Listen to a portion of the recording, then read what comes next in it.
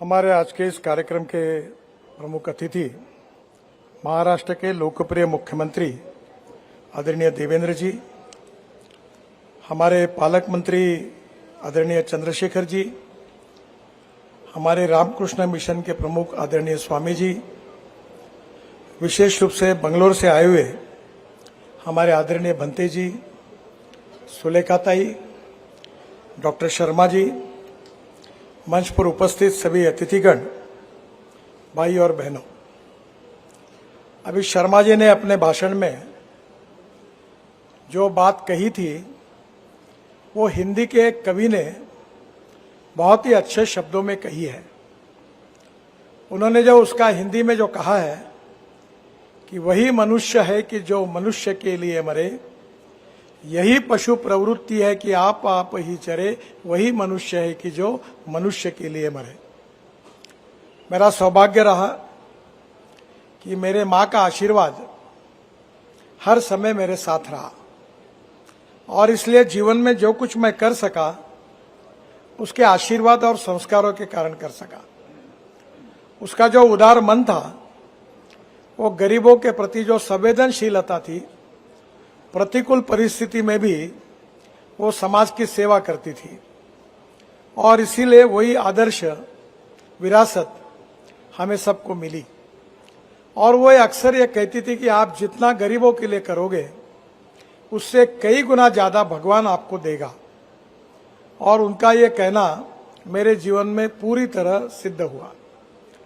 और इसीलिए पिछले 1900 जब से मैं एमएलए बना, उसके बाद में मैंने हजारों हार्ट के ऑपरेशंस किए, अनेक प्रकार की योजनाओं में गरीबों की सेवा करने की कोशिश की, क्योंकि पंडित दीनदयाल उपाध्याय जी ने जो सामाजिक आर्थिक चिंतन हमको बताया था कि समाज का जो आखिरी व्यक्ति है, जो शोषित है, पीड़ित है, दलित है, सामाजिक आर्थिक शैक्षणिक दृष्टि से पिछड़ा हुआ है, उसकी हम निरंतर सेवा करें और जिस दिन उस व्यक्ति को रोटी, कपड़ा और मकान और अच्छा स्वास्थ्य प्राप्त होगा, उसी दिन हमारा सपना पूरा होगा।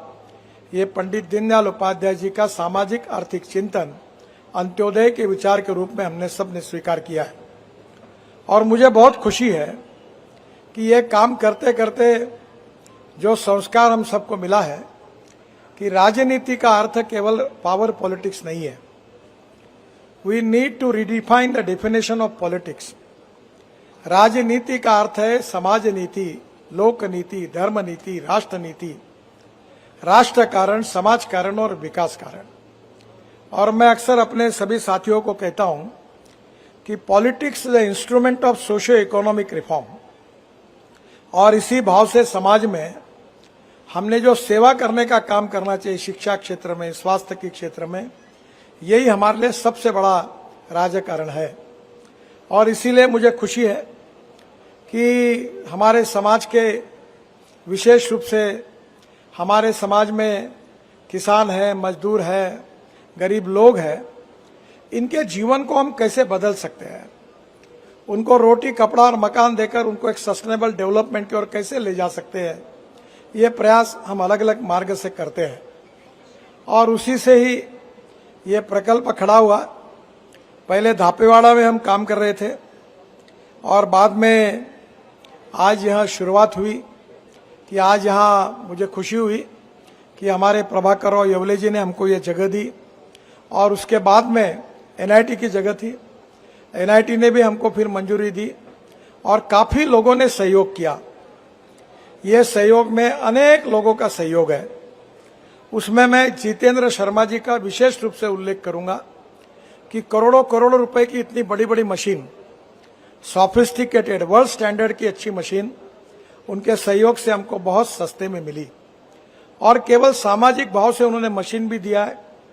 यहाँ मुझे खुशी है कि ये जो है ये सेवा का काम है, ये कोई बिजनेस नहीं है।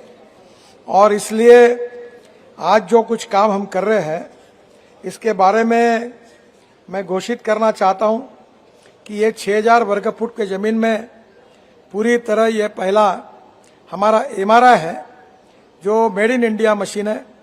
1.5 Tesla high and imaging 16 channel music technique द्वारा सीमलेस RF कॉइन इंटीग्रेशन, जिससे स्कैनिंग तेज होती है, इमेज क्वालिटी में कोई समझौता नहीं होता है। ये वर्ल्ड स्टैंडर्ड की मशीन है। और मुझे 2 दिन पहले मेरे प्राइवेट सेक्रेटरी जो ठेंग है, उन्होंने MRI निकाला। तो मैंने उनको पूछा कि MRI का खर्चा कितना आया, तो उन्होंने कहा 17,500 रुपये MRI का खर्चा आया।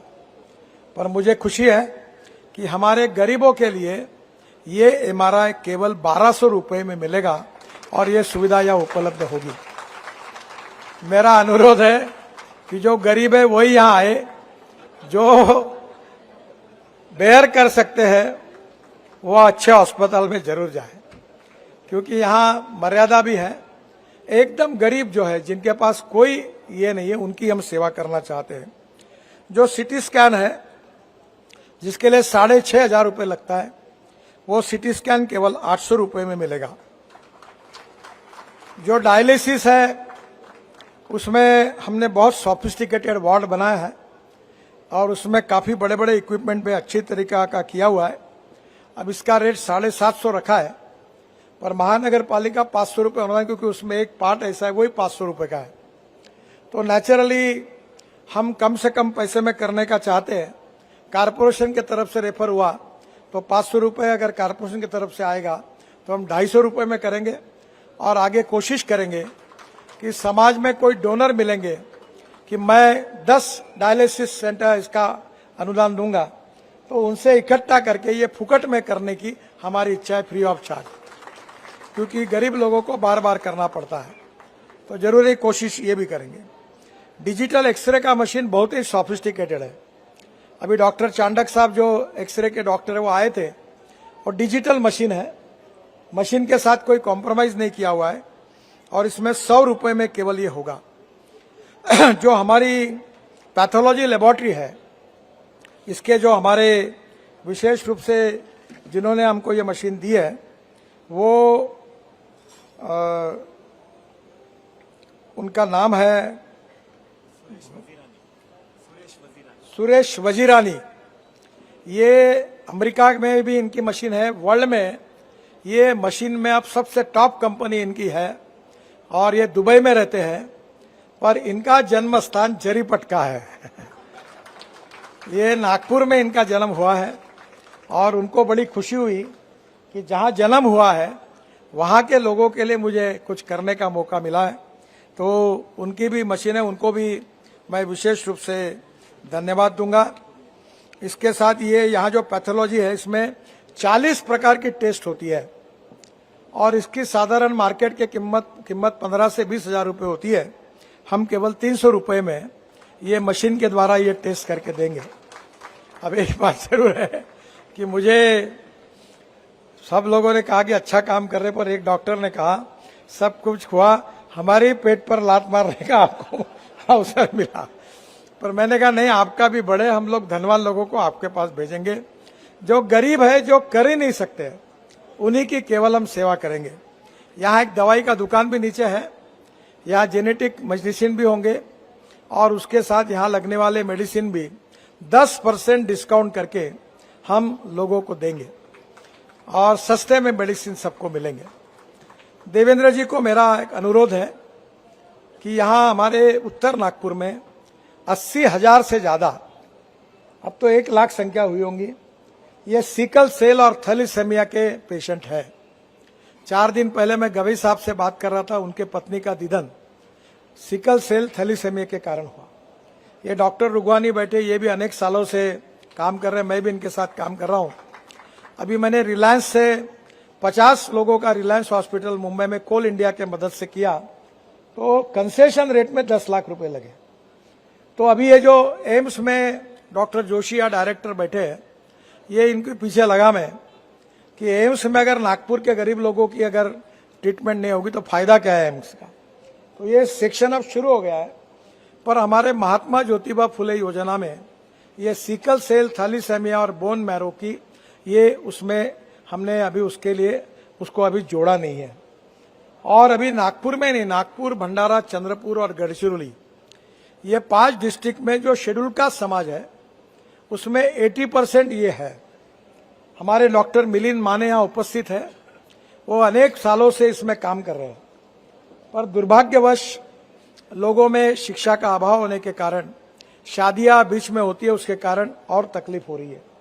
बच्चों का जीवन मुश्किल हो गया है।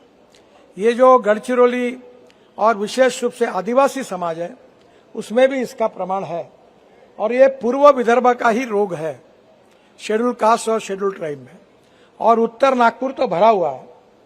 तो मेरा आपसे अनुरोध है कि आपके इस महात्मा फुले योजना में सिकल सेल, थैलीसेमिया और ये बोन मैरो का अगर आप एंट्री करेंगे तो मैं मेडिकल में और एम्स में इसकी बड़ी प्रमाण पर बोन मैरो की व्यवस्था होगी, तो दलित समाज के हजारों लोगों की जान बचाने में हम सफल होंगे। ये बहुत एक क्रूशियल इश्यू है और इसमें आप जरूर इसके लिए सहयोग करिए, ये मैं उनसे प्रार्थना करूंगा। मुझे बहुत खुशी है कि इस काम में अवरसेकर जो थे मुंबई में यूनिटी बिल्डर के, उन्होंने बिल्डिंग बनाया। आज उनकी तबीयत अच्छी नहीं है, पर मुझे इस बात की खुशी है, बताना नहीं चाहिए मैंने, उनकी कंपनी एनसीएलटी में चली गई।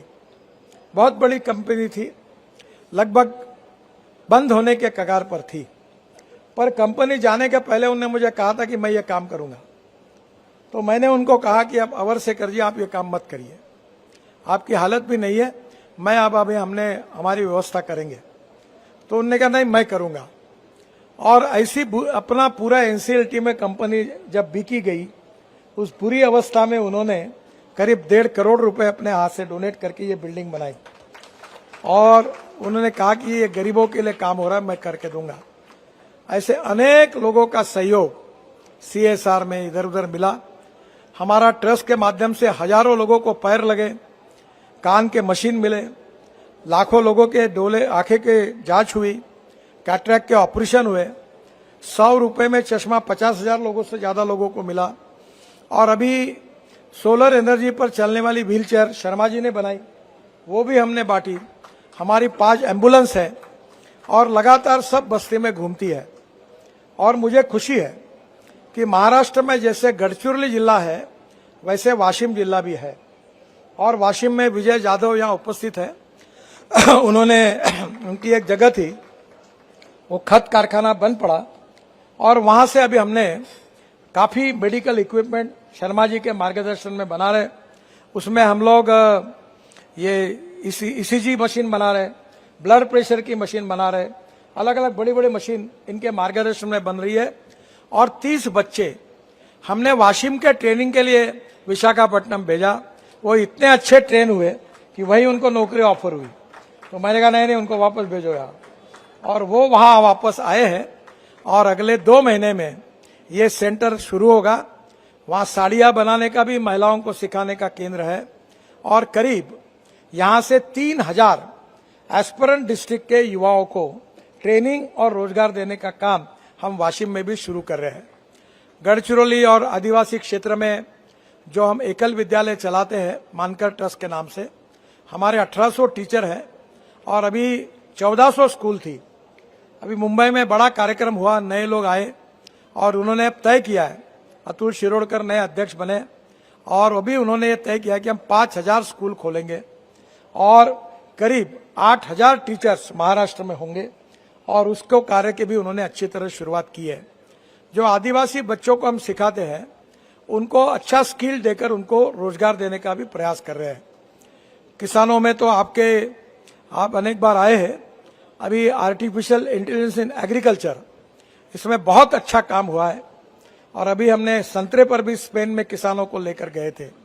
गांव, गरीब, मजदूर और किसान, ये जो गरीब लोग हैं, ये सामाजिक, आर्थिक, शैक्षणिक दृष्टि से आगे कैसे आए, इनके जीवन में सुख, समृद्धता और संपन्नता कैसी बने, यही विचारों से ये कार्य हो रहा है।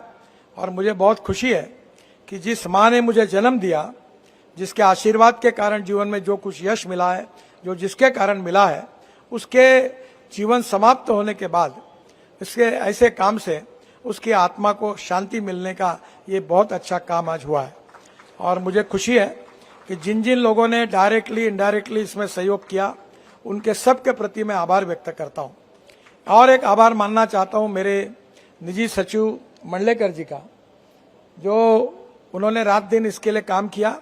और अविनाश घुसे जी का, मंडलेकर जी को तो वो कहते हैं मुझे कि कोविड के समय उनकी डेड बॉडी हवाई जहाज में गई थी चेन्नई, तो जब वो यहाँ से डेड बॉडी करके लगभग डिक्लेयर किया था, पर वो जिंदगी प्राप्त करके वापस आए।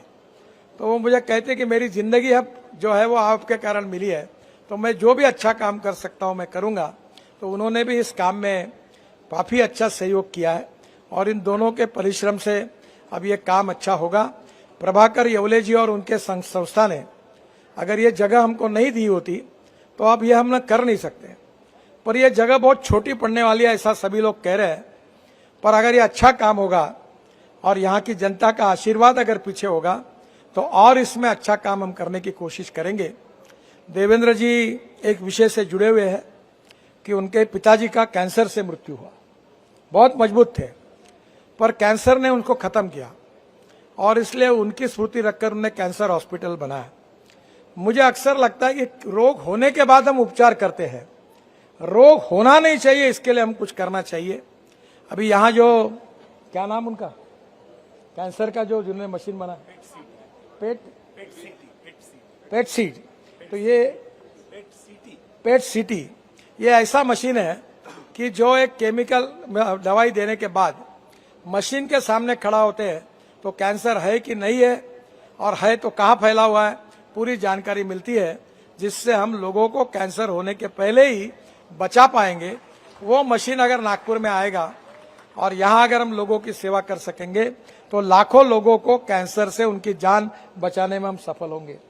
वो भी करने की हम जरूर कोशिश करेंगे। और मुझे खुशी है कि इन सब कार्यों के साथ साथ विशेष रूप से हमें जिन जिन लोगों का सहयोग मिला है, CSR फंड में मिला, बाकी इसमें मिला। और एक बात मैं बताना चाहूँगा, अभी तो मैं कोई व्यावसायिक नहीं रहा हूँ, मेरा कोई डायरेक्टर नहीं, कोई संबंध नहीं, पर मेरे परिवार में दोनों पुत्रों ने इस काम के लिए बहुत निधि भी दिया और जितना पैसा कम पड़ेगा वो हम देंगे करके दिया है। तो मैंने उनसे रिक्वेस्ट की थी तो परिवार ने भी इस काम के लिए लगातार पूरी आर्थिक मदद की है। उनका आभार मानना मेरे लिए उचित नहीं है, पर फिर से एक बार जिन जिन लोगों का सहयोग मिला है उनके प्रति बहुत बहुत धन्यवाद देता हूं, आभार मान करता हूं। और इस कार्यक्रम के लिए हमारे बेंगलोर से बंते जी आए, हमारे रामकृष्ण मिशन के आचार्य जी आए, सुलेखा तई आई, सभी आमदार MLA आए, एक्स MLA आए, नाना बहू भी सभी लोग यहाँ आए, हमारे दयाशंकर जी तिवारी आए और शर्मा जी के साथ ये जो हमारी MTZ कंपनी है ये बहुत संकटों से गई हुई है।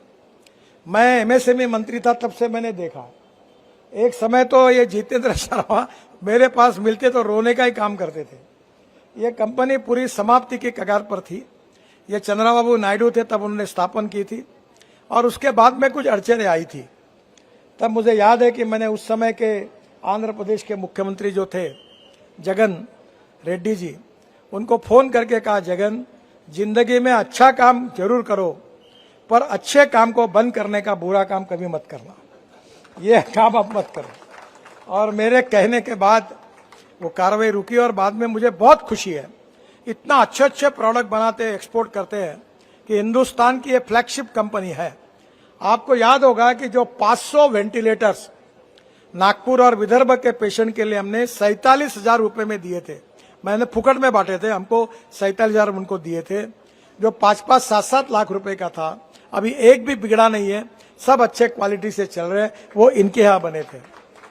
ऑक्सीजन कॉन्सेंट्रेटर, मुझे लगता है हमने उस समय इनसे कितने करोड़ की मशीन ली, सामान लिया था, 6,000 ऑक्सीजन कॉन्सेंट्रेटर लाए थे।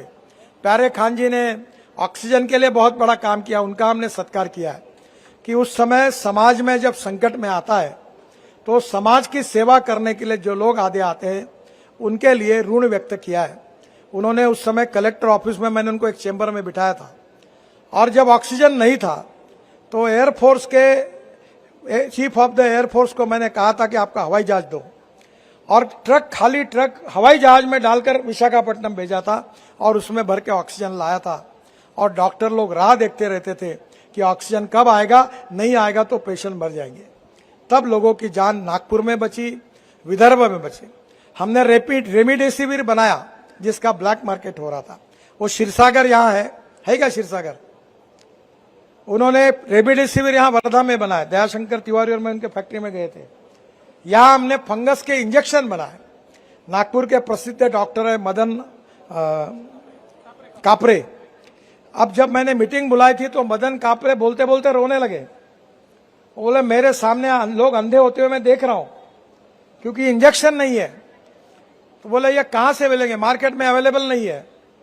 मैंने हमारे मिनिस्टर साहब को, हेल्थ मिनिस्टर को फोन किया, मंडलेकर को भेजा दिल्ली, तुरंत लाइसेंस प्राप्त किया, वो लाइसेंस लाया और वर्धा में फंगस के इंजेक्शन बनाकर हजारों लाखों लोगों को देश में हमने उस समय सप्लाई किया और लोगों के आंखें भी बची और रेमडेसिविर के कारण जान भी बची। इसीलिए आप सब लोगों के सहयोग से ही अच्छा काम होता है। आप सबके प्रति मैं फिर से एक बार हाथ जोड़कर आप सबको धन्यवाद देता हूं और देवेंद्र जी आज इस कार्यक्रम के लिए आए हैं, उनके प्रति भी आभार व्यक्त करता हूं और इसके बाद वो अपने विचार रखेंगे, ऐसा मैं उनसे अनुरोध करता हूं। बहुत बहुत धन्यवाद। नमस्कार।